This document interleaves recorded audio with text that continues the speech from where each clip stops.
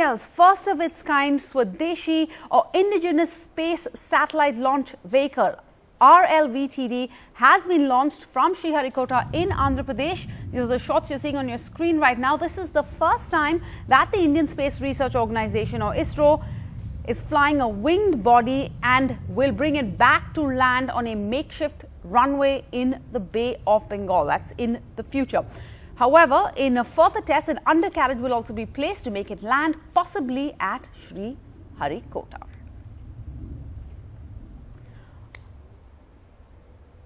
All right, so India taking baby steps towards reusable space shuttles today. Joining us to discuss all of this, to simplify all of this for us non-science people, is NDTV science editor Pallav Bagla. Pallav, first and foremost, what is the significance of this launch today? How many other countries have these capabilities?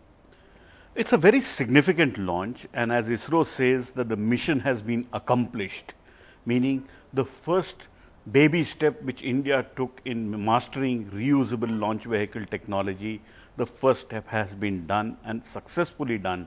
At 7 o'clock, India's reusable launch vehicle technology demonstrator, or as simply the Swadeshi space shuttle, or sometimes I call it the Kalam Yaan, took off from Sriharikota and then it landed on a virtual runway in the Bay of Bengal. It's a virtual runway because it is not to be recovered this time.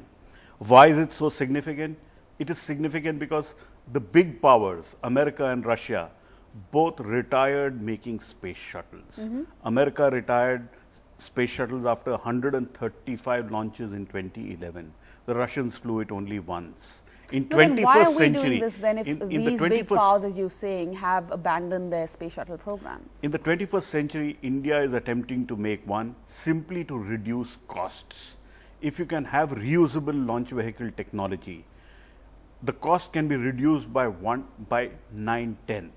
So whatever cost 100 rupees will cost 10 rupees if you start launching using reusable launch vehicles. And that's safe? Pardon?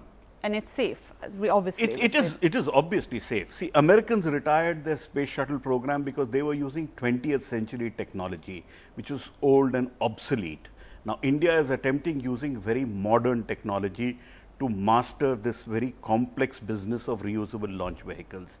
When the first mission has been accomplished, the next steps would happen, and it would take another 10-15 years to have the full-fledged space shuttle, where ultimately Indian astronauts would also be flying. So it's a very significant thing. As the director of the Vikram Sarabhai Space Center, Dr. Sivan, told me, this is a small baby step towards a big Hanuman leap. Big giant step. Which will happen soon. It is not far. 10 years in rocket making technology is not a long time. Correct. And lastly, just tell us, how does this affect you and me, for example, the Aam Aadmi on the street? See, the Aam Aadmi would be helped simply because the cost would come down. If sending satellites in space is so costly that it costs hundreds of crores of rupees, if they can cost tens of crores, you can imagine the multiplier effect and the number of apps which you can start using. The GPS would be cheaper, everything would be very cheap. And that is where India is trying to master a very complex technology.